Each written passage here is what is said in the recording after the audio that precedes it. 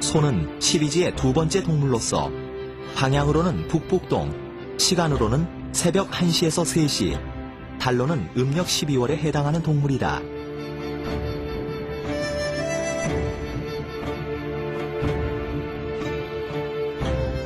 시간적으로 씨앗이 땅속에서 싹터 봄을 기다리는 성격을 갖는 까닭에 참고 복종하는 것을 상징하고 찬 기운이 수그러들기 시작하는 때를 이른다.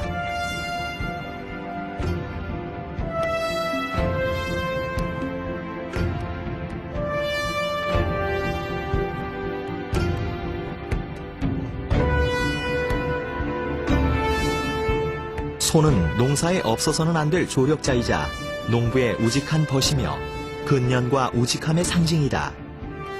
성품이 사납지 않고 순종하며 성실해 말이 없어도 12가지 덕이 있다고 했다.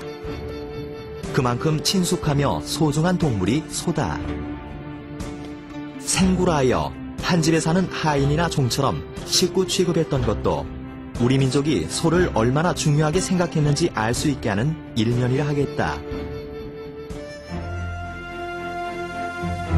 농사가 중요한 생업이었던 시절, 소는 그 힘의 사용, 즉 충력의 사용에 있어 요긴한 동물이었다.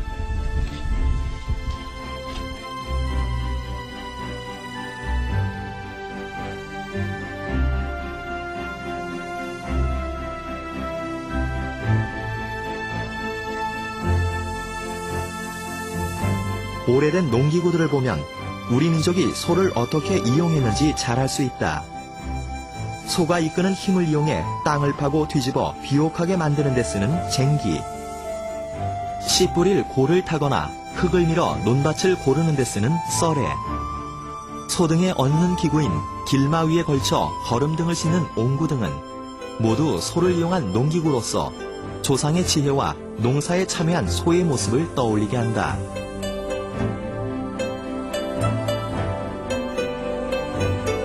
그 밖에 벼, 보리, 조, 수수 등의 곡식을 찢기 위해 소에 매어 위판을 돌리는 연자방아와 짐을 실어 나르는 수레에도 소는 중요하게 이용되었다.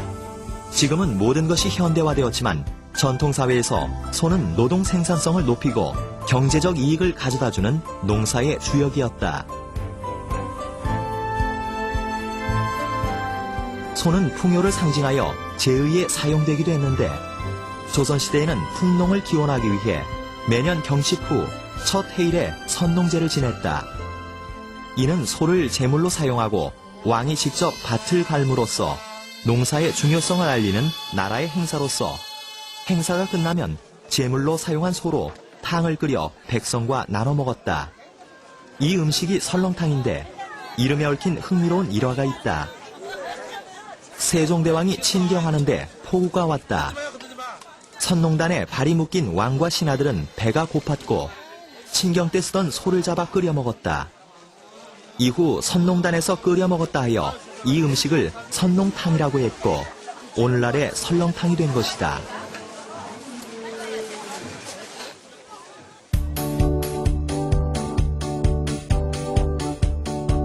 고구려 고분의 벽화에서 우리는 다양하게 묘사된 소를 볼 수 있다. 벽화 속의 소는 여물을 먹는 모습, 가마나 달구지를 끌고 가는 모습, 농사신으로서의 모습 등 일상 속에서 활용된 모습으로 나타나는데 우리 민족이 삼국시대에 이미 농경에 소를 부리는 우경을 시작했고 일상에서 우차를 사용했다는 것을 잘 알게 한다. 청동제 12지상 중에서 우리는 소를 발견할 수 있다. 사람의 몸에 동물의 머리를 하고 앞으로 두 손을 모으고 있는데 섬세한 제작 기법을 엿볼 수 있다. 또한 토우 가운데서도 소가 남아있다. 길게 뻗은 뿔이 물소를 연상케 하는 소는 떡 벌린 앞뒤의 발과 돌진하듯 숙인 머리가 강인하고 저돌적인 인상을 준다.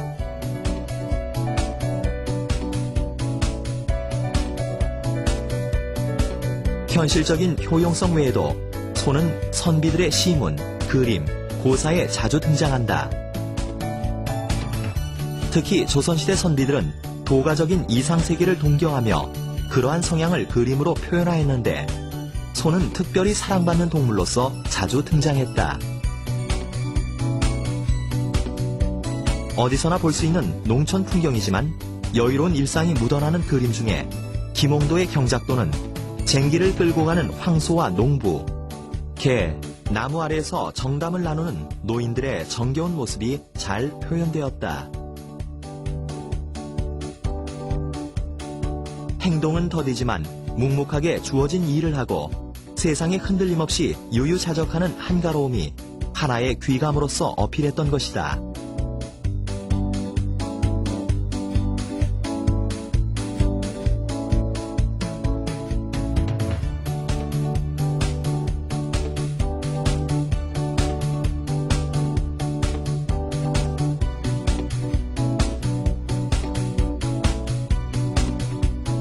소의 형상에는 금속 공예품인 제기에도 나타나는 등 일상생활에 밀착한 동물이었다. 고된 일상이지만 한바탕 축제의 장으로 승화되기도 하는 농사. 농경 문화의 하나로서 정월 대보름과 추석을 중심으로 행해지는 소싸움 놀이는 소의 끈기와 힘을 겨루어 승자를 가리는 민속으로 풍년을 염원하며 행해지는 한바탕 축제이다. 세계적으로 투우를 통한 축제가 다양하게 나타나지만 우리나라의 소싸움은 천년을 거슬러 올라갈 정도로 역사가 깊다. 평산, 양주 일대에서 전승되는 소 관련 민속에 소놀이굿이 있다. 소놀이굿은 풍농과 집안의 번창을 축원하는 의미에서 행해졌는데 일명 소노름굿, 소굿, 마부타령굿 등으로 불리기도 한다. 지피나 멍석을 이용하여 소 모양을 만들고 그 안에 대여섯 사람이 들어가 소 노릇을 한다. 이들은 마부, 무당과 함께 풍악을 울리고 사설을 나누며 논다. 그리고 소를 몰고 마을을 돌며 풍년을 기원하는데 이때 음식과 돈을 내놓는 등 흥겨운 연희가 계속된다. 대보름 전날 소에게 먹이를 주며 한 해 농사의 풍용을 점치는 풍속이 있다. 사람들이 먹는 오곡밥을 쇠죽에 섞어 먹일 때 소가 곡식을 먼저 먹으면 쌀풍년, 콩을 먼저 먹으면 목화풍년 등을 점치는 소밥주기가 그것인데 대보름 날에는 밥과 떡을 차려서 외양간 앞에 놓고 소가 1년 동안 사고 없이 일 잘하기를 빌기도 했다. 새벽부터 우시장에 활기가 넘친다. 여러 해 동안 동고동락해온 주인 곁을 떠나기 위해 우시장으로 나온 소들. 소는 농가에 제일 가는 재산이다. 소들에게 등급이 매겨지고 흥정이 시작된다.